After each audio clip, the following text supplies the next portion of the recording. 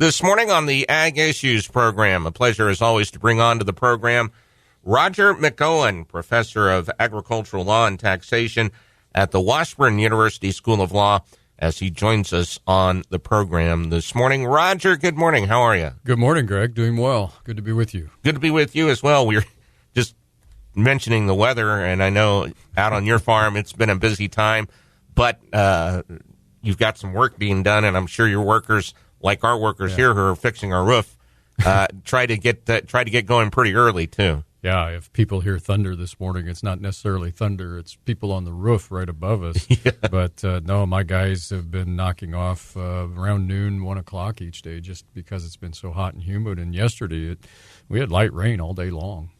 Yeah, and then combined with Thursday's rain and everything else, which is why it's so humid outside at the moment as well. So, but we'll move on here. And let's talk about a couple of things.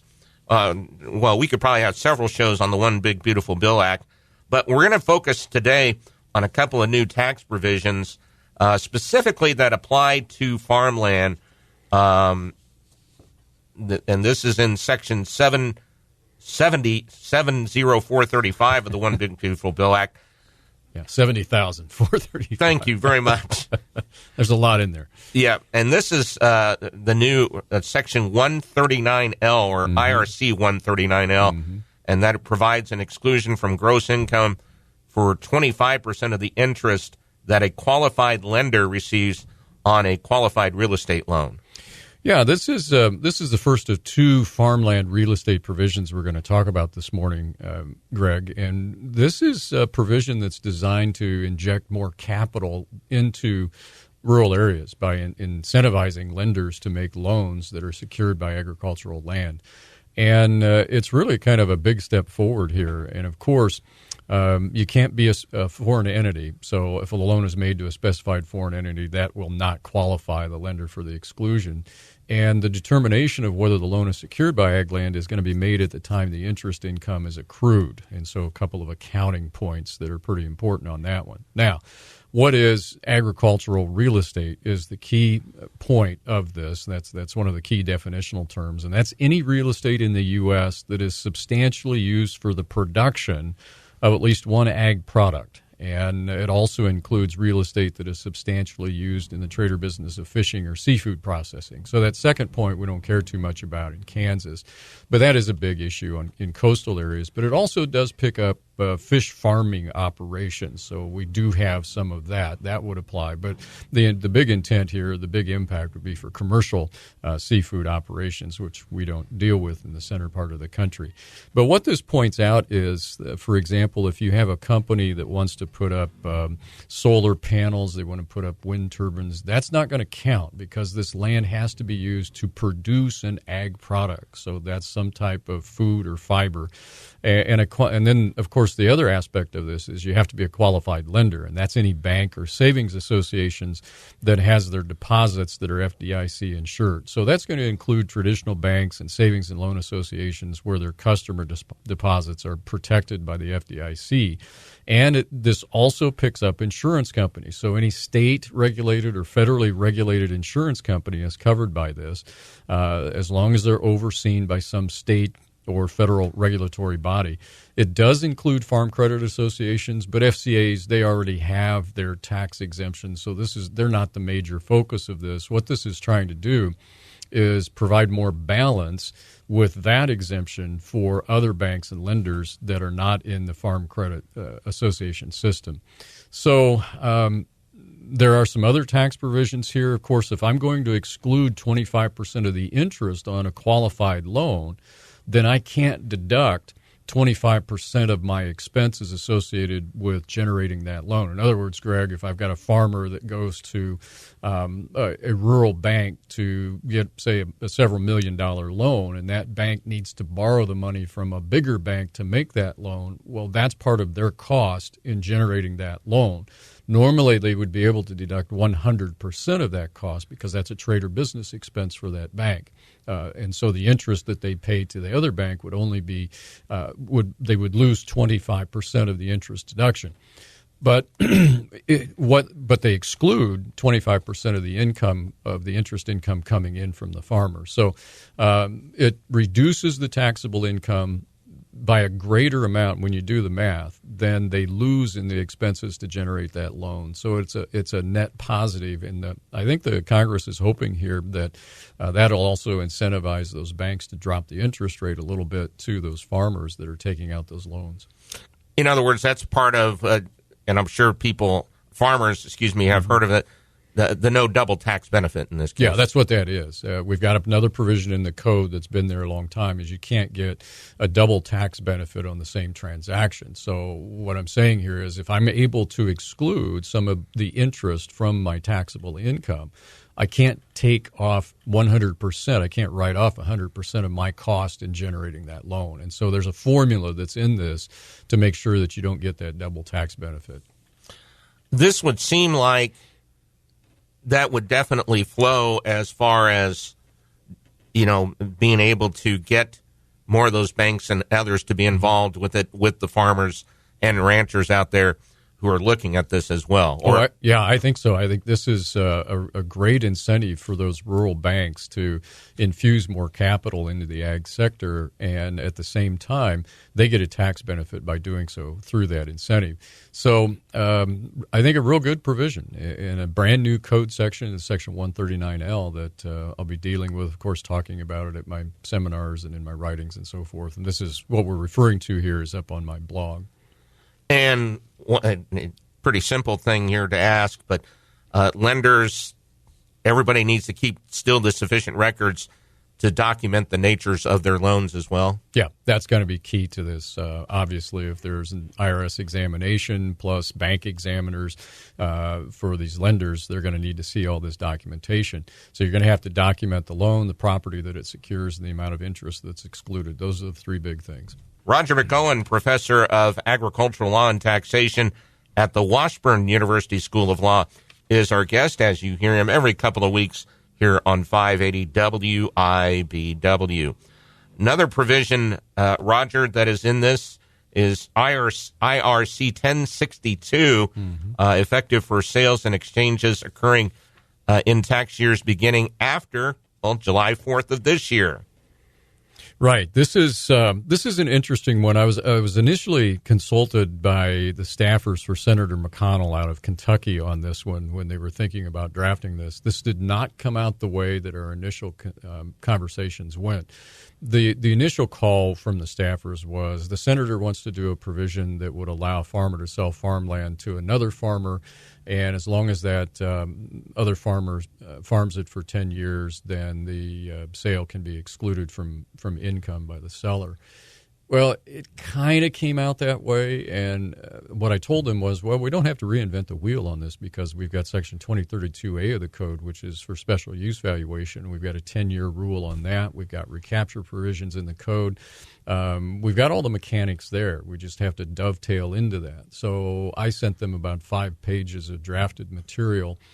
And then, of course, that goes to the staffers and their legal staff and their tax staff. And it came back as you go through the machinations of what happens in D.C. And this is, by the way, the reason I have never had any interest in going to D.C. If someone would appoint me dictator for life, then I might consider it. But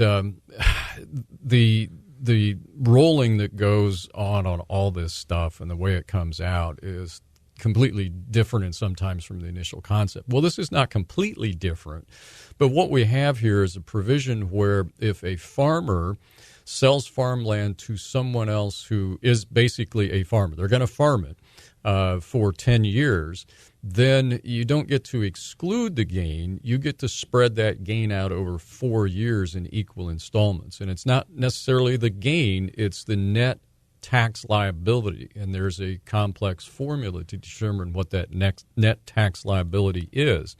But I get to spread that out. And I have an example in my blog, and I hesitate using numbers on radio, but this one it's not too bad. And I have one here that I say Cecilia has $100,000 in regular income and $50,000 in qualifying gain from a sale or exchange of property. So she sells off a tract of farmland. The difference between the selling price and her basis triggers $50,000 of gain. She's got $100,000 of other income from her farming operation. So her total income is $150,000, and I just put in 20% tax bracket just to keep things simple. So she's got net income tax liability of $30,000 when you combine the two together. If we assume that her net income tax liability without the gain in there is $18,000, which it would be basically given the rate differential. So take the $50,000 out and just tax her on the $100,000. Say that's $18,000. Then her net tax liability is $12,000. That's the difference between the transaction with her income including the sale of the farmland and her income not including the sale. So the difference is $12,000. So that takes into account the brackets in the code. She could then make an election, and this is by election, to pay that $12,000 tax liability in equal installments over 4 years. That first payment is going to be due when she files her tax return with the year of sale, and then it's the next 3 years consecutively after that same time each year that she's able to spread that gain out. So it's not an exclusion. It's kind of a deferral is what it is, with only a fourth of that due in the year of sale, and then you spread it out in 3 consecutive years. But, Greg, of course, the buyer has to farm that for 10 years. So the other thing that's in here, which may cause pause, we'll see how this works, but property that's qualified for the provision is land and the associated structures on that land. I've had that question come up several times already. Well, I've got buildings on it, I've got barns on it, I've got a grain drying facility on it. Does that count? Yes, the structures on the land count in this, and the land has to have been used as a farm for farming purposes or leased to a qualified farmer for farming purposes during substantially all of that 10-year period that ends on the date of the sale. So I must have been a farmer, but I can also be a landlord. And you want to be a crop share landlord here. I think probably what's going to happen is the IRS is going to write a rule saying, well, if you're a cash rent landlord for too long in that 10 years before you sell the land, right, the IRS view on that is you're not a farmer. You're in the rental real estate activity. That's what that is. So get into a crop share. If you think you're going to do this out in the future, switch to a crop share. Do that long enough so that substantially all of those 10 years before the sale, you can be deemed to be a farmer. Now, you need to sell it to somebody that's going to farm it for 10 years. So the question has come up, how is the IRS going to guarantee that happens, and can it come back on me as the seller if my buyer doesn't do that? Well, what they've done here is that they say that you have to put a restriction on the property, on the deed. You put some type of covenant on the deed, a legally enforceable restriction that bars the use of the property other than for a farm for farming purposes for any period before the date that is 10 years after the date of the sale or exchange. So there is a covenantal restriction put on that property that it cannot be used for any other purpose other than a farm for the next 10 years. Then once you have that in place, you can sell it and you can qualify to spread that gain out in 4 equal installments. Well, and it poses the thought of, and you have to be technical as far as the definitions are concerned, mm-hmm. of, as they deem it, qualified farmland property, right, and qualified farmer. Right. But it's needed, though, in both cases. Yeah, and we've got different definitions on those two terms. And the interesting thing is on the backside, who is a qualified farmer for purposes of buying this property, they've tied that into the 1985 Farm Bill definition of what active engagement in farming means.